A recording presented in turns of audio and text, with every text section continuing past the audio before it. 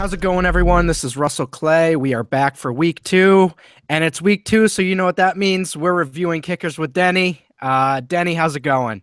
Not bad, Russell. I think we did okay kicker wise in week 1. Of course, I said fade Goskowski, and then he goes off for the third most points of the week. But I'm willing to live with that.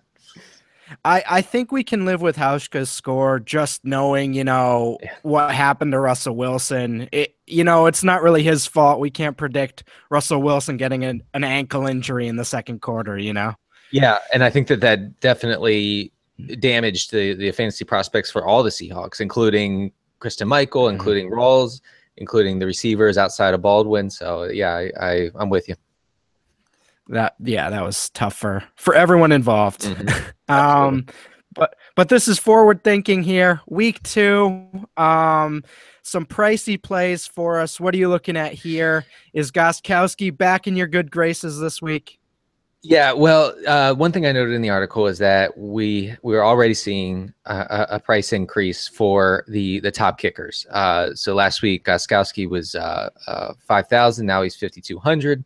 It doesn't seem like a huge difference, but now we're talking about on FanDuel a $700 difference between him and the lowest price kicker, minimum kicker. So that is significant. I mentioned in the article that if you just look at wide receivers, and the difference of $700 is the difference between Julian Edelman and Marcus Wheaton, just for an example. One of those guys is good, and the other is Marcus Wheaton. One of them is. So it does make a difference. But yeah, I mean, Goskowski has everything going for him, everything that we talk about when we talk about correlation to fantasy kicker points, including being a favorite, being at home, being on a team that could succeed through the air. Remember, passing yardage is more closely correlated with kicker production than running production is. So I wouldn't be scared off by what happened with the Seahawks against the Dolphins last week. We just touched on that. I think that this is a great spot if you just want to be super, super safe at kicker and get Stephen Gostkowski. I prefer, if I'm going high price this week, and I am in a couple spots, I prefer Graham Gano. He has what could be the most ludicrously, is that even a word? Ludicrously positive game script imaginable this week, as the Panthers are 2 touchdown favorites plus against the 49ers in Carolina. And, with the Niners traveling to the East Coast for an early game, it all adds up to the Panthers scoring a lot of points. And that, in the end, is what we're looking for. We're looking for teams who we think will score a lot of points, and we just want to scoop up that kicker. It's really, it can be boiled down to that. So Gano just jumps out to me. And again, I think we're all pretty aware that Monday night might have not just been the 49ers being good. It was probably more the Rams just being literally pitiful.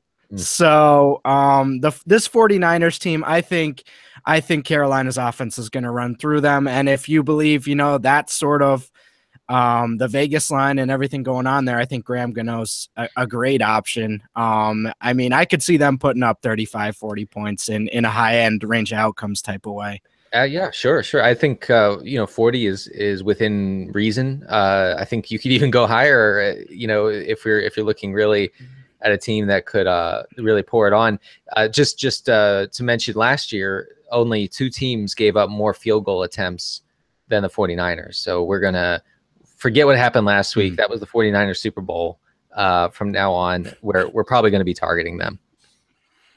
Absolutely, yeah. And who knows how many mistakes Blaine Gabbert's going to make in his own end of the field that'll open up some Graham Gano points. So if we aren't looking at the high-priced options, maybe want to open up a little salary. Is there a mid-priced guy you're kind of looking at here? Yeah, I mean, there are a couple. I mentioned in the article that Brandon McManus, the Denver kicker, is someone who I think could be the beneficiary of a really sneaky good fantasy game from a lot of Broncos. Not obviously not just the kicker, but we mentioned JJ Zacharyson and I mentioned on Living the Stream this week that that we like a lot of fantasy positions for the Broncos, including Virgil Green and Trevor Siemian. because Vegas just points to them as potentially scoring a lot of points. I think they're in the top 3 or 4 as far as implied total goes. They're at home. We saw Matthew Stafford and the Lions just, pick apart that injured, depleted Indianapolis secondary. I think that we could see that again. And the Colts gave up 2.2 field goal attempts per game in 2015, which is a lot. That was in the bottom 5, I believe. So don't be deterred by what happened to Matt Prater against the Colts last week. The Lions did whatever they wanted. I think we'll see the same with the Broncos. Yeah, I think that's a good call. And as you mentioned with the pricing, I mean, McManus, 500 less than Gostkowski. So that's actually a legitimate difference and pay down. So definitely like that call. We'll see if I use Trevor Siemian or not this week, but it's certainly enticing at the very least, It is. I know. Yeah, I see him more as a cash game play. I mean, just as an aside, I don't think that he has a tremendous ceiling. I don't think anybody does. But I mean, why couldn't he put up 16, 17 points against the Colts? Yeah, and Emmanuel Sanders just sitting there like, I'm not going to throw you in my DFS lineups, am I? I might do it. Yeah. Yeah. As far as value, you highlighted 2 guys here. What are we looking at? Yeah, so the 2 low cost guys, we talked last week about Sebastian Janikowski from Oakland in his 37th year with Oakland. He's still getting it done from a fantasy perspective. I think he scored 8 points last week, which, isn't hateful. It's not what we were hoping for, but he was among the lowest priced kickers of the week. And once again, the Raiders are in a very good position to put up a lot of points against a Falcons defense that was toothless last year and looks toothless again this year. They're not putting any pressure on the quarterback. The Raiders have a high functioning offense when it's going, like we saw last week against the Saints. So Janikowski could get a bunch of attempts. I could see him getting 2 or 3 attempts, maybe even more, hopefully. And he's for $4,600, which is 100 less than McManus, and now we're talking about 600 less than Gostkowski. So I think this is a really good place for Janikowski. Once again, the one low cost kicker that I really just can't get off of this week is Jason Myers from Jacksonville. He plays the Chargers this week. I pointed out in the article this week that probably no team has better passing prospects this week than the Jaguars against a Chargers defense that gave up over 300 yards to Alex Smith and that was Alex Smith's 6th 300-yard performance in his whole career, 11 years. So, this is a bad defense. This Chargers defense is what we would call in the industry bad.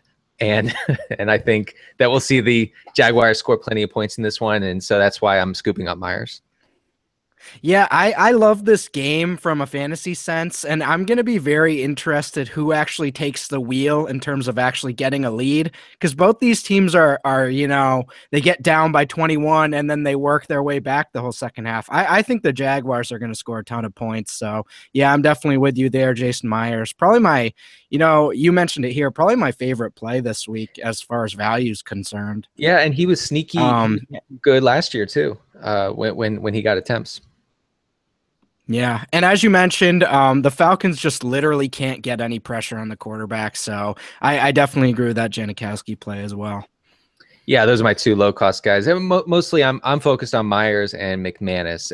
If when it comes down to it, those are my two kickers for this week. Absolutely. Well, that should help you out, guys, for your FanDuel lineup construction. Thanks for tuning in, and we will see you week 3.